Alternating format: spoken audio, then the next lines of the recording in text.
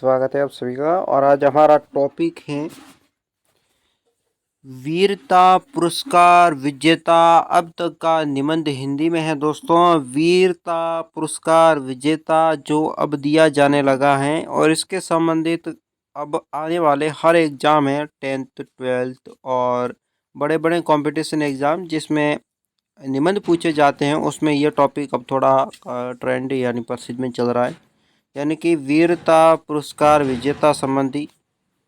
तो इसमें सबसे पहले लिखनी होती है प्रस्तावना और अंतिम में लिखा जाता है निष्कर्ष या उपसंहार कहते हैं।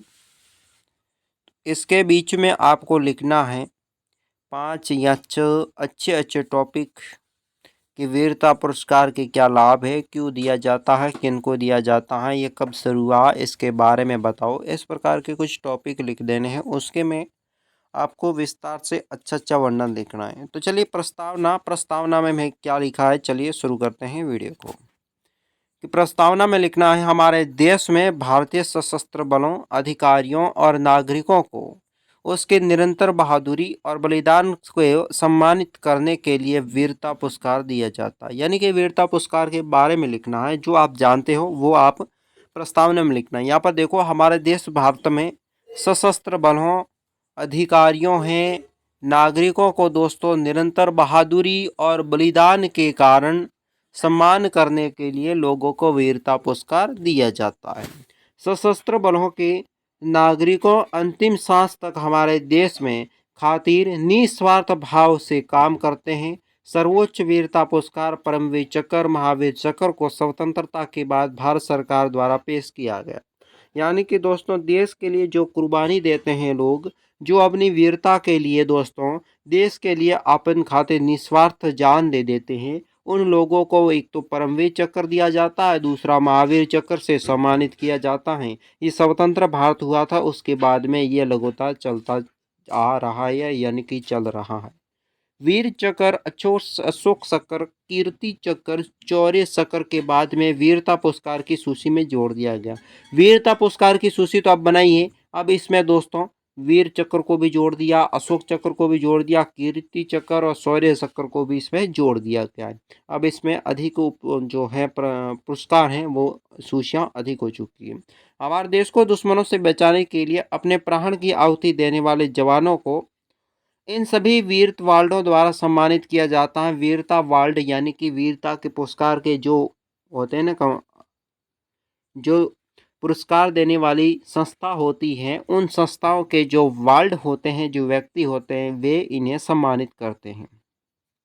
वीरता पुरस्कार से क्या है, आज से ये हमने प्रस्तावना के बाद पहला जो टॉपिक बनाया है, इसमें देखिए वीरता पुरस्कार एक ऐसा पुरस्कार है जो भारत के थल सेना, नौसेना, वायुसेना को प्रादेशिक सेनाओं के किसी कानूनी रूप से गठित सशस्त्र बलों के अधिकारियों को उनकी वीरता के लिए दोस्तों ये पुरस्कार दिया जाता है।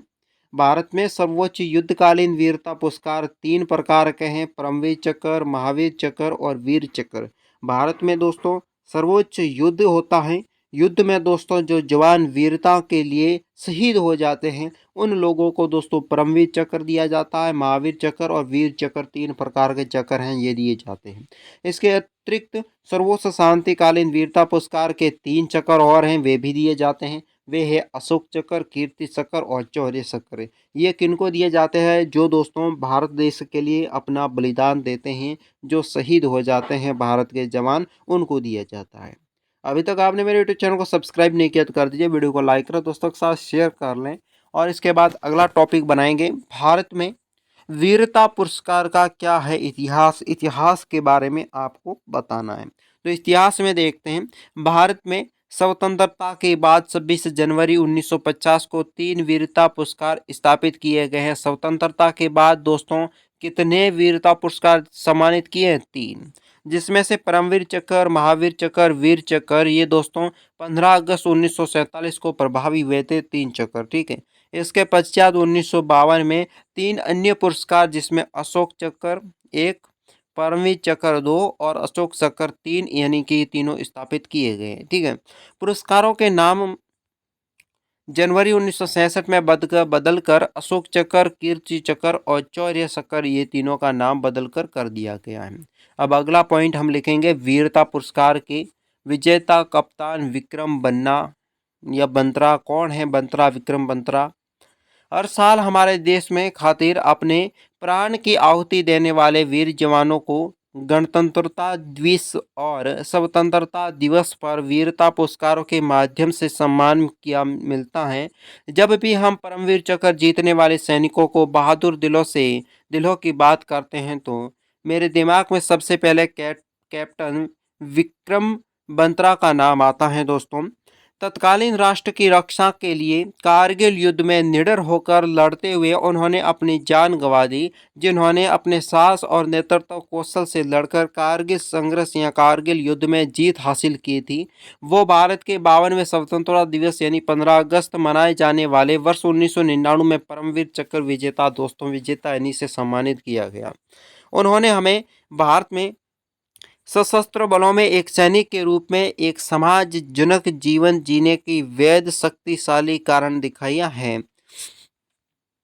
अब आपको लिखना है कि वीर पुरस्कार विजेता विक्रम बंत्रा से हमें क्या प्रेरणा मिलती है, वह भी हम लिख लेते हैं। विक्रम बंत्रा के जीवन यात्रा और सकारात्मक दृष्टिकोण के अनुसरण करने के बाद एक महान सैनिक बनने और हमारे देश में सेवा करने की इच्छा जागृत होती है।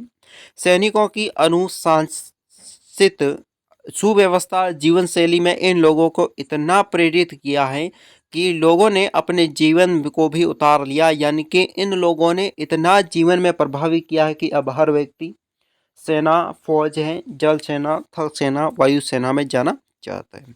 इस प्रकार इसके बारे में लिखना है। सभी सैनिकों की सीमा से जुड़ी कठिनाइयों के माध्यम से प्रशिक्षित किया गया है कि वे अपने कर्तव्यों को आदर्श रूप से करने के लिए पूरी तरह जिम्मेदार हो।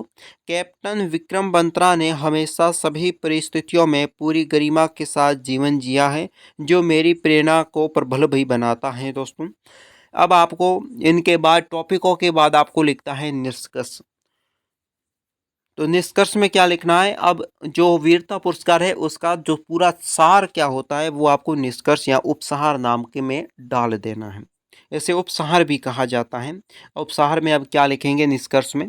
सैनिकों के जीवन को चुनने के लिए व्यक्ति गरिमा, सम्मान, बलिदान, अपरिहार्य कर्तव्य के जीवन के लिए जाने जाते हैं। देश का एक आदर्श सैनिक बनने के आगे बढ़ते समय इन कारणों से हमेशा ध्यान में रखना चाहिए। तो दोस्तों निष्कर्ष में बस इतना ही तो हो गया उपसंहार, निष्कर्ष और पहले प्रस्तावना और महत्वपूर्ण तथ्य। इस प्रकार आपको इस ढांचे से आप लिखेंगे तो आपके 100% नंबर आएंगे। तो दोस्तों वीडियो कैसा लगा कमेंट बॉक्स में बताएं। तो आज का ये निबंध है यही हम समाप्त कर रहे हैं।